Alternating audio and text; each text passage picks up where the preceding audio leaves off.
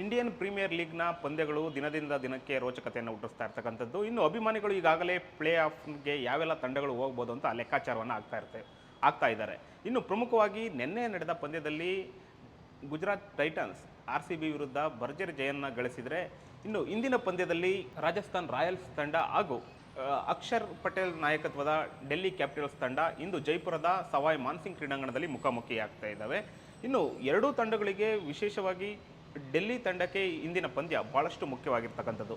ಈಗಾಗಲೇ RR ತಂಡ ಆಡಿರ್ತಕ್ಕಂಥ 9 ಪಂದ್ಯಗಳಲ್ಲಿ 6 ಪಂದ್ಯಗಳಲ್ಲಿ ಗೆದ್ದು 3 ಪಂದ್ಯಗಳಲ್ಲಿ ಸೋಲನ್ನು ಅನುಭವಿಸಿ 4ನೇ ಸ್ಥಾನದಲ್ಲಿದ್ದರೆ, ಇಂದಿನ ಪಂದ್ಯ ಏನಾದರೂ ಗೆದ್ದರೆ ಒಟ್ಟು 14 ಪಾಯಿಂಟ್ಗಳೊಂದಿಗೆ ಪ್ರಥಮ ಸ್ಥಾನಕ್ಕೆ ಲಗ್ಗೆಯಿಡುತ್ತೆ. ಇನ್ನು ಪಾಯಿಂಟ್ಸ್ ಟೇಬಲಲ್ಲಿ 7ನೇ ಸ್ಥಾನದಲ್ಲಿರ್ತಕ್ಕಂಥ DC ಒಟ್ಟು 8 ಪಂದ್ಯಗಳಲ್ಲಿ 3 ಪಂದ್ಯಗಳಲ್ಲಿ ಮಾತ್ರ ಗೆಲುವನ್ನು ಸಾಧಿಸಿದರೆ 5 ಪಂದ್ಯಗಳಲ್ಲಿ ಸೋಲನ್ನು ಅನುಭವಿಸಿದೆ. ಇನ್ನು ಇವತ್ತಿನ ಪಂದ್ಯ ಸೋತ್ರೆ ಅದರ ಪ್ಲೇ ಆಫ್ನ ಹಾದಿ ಬಹುತೇಕ ಕಠಿಣಗೊಳ್ಳುತ್ತೆ ಎನ್ನೋದು ಅಭಿಮಾನಿಗಳ ಲೆಕ್ಕಾಚಾರ. ಇನ್ನು ಪ್ರಮುಖವಾಗಿ ಡೆಲ್ಲಿ ತಂಡದಲ್ಲಿ ಅಬ್ಬರಿಸುವ ಬ್ಯಾಟ್ಸ್ಮನ್ಗಳಿಗೇನು ಕೊರತೆ ಏನಿಲ್ಲ.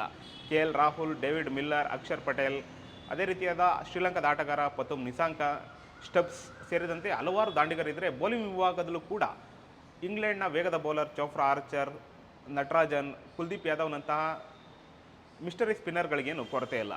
ಇನ್ನು RR ತಂಡದಲ್ಲೂ ಕೂಡ ಅಬ್ಬರಿಸುವ ಪೌರರಿಗೇನು ಕಡಿಮೆ ಇಲ್ಲ. ಪ್ರಮುಖವಾಗಿ ಆರಂಭಿಕ ಜೋಡಿಯಾದಂತಹ ಯಶಸ್ವಿ ಜೈಸ್ವಾಲ್ ಹಾಗೂ ವೈಭವ್ ಸೂರ್ಯವಂಶಿ ಎಲ್ಲ ತಂಡಗಳ ಎದುರು ಆರಂಭಿಕವಾಗಿ ಉತ್ತಮವಾಗಿ ಆಟವನ್ನು ಆಡಿದರೆ, ಉತ್ತಮ ರನ್ಗಳನ್ನು ಕೂಡ ಕಲೆ ಹಾಕಿದ್ದಾರೆ.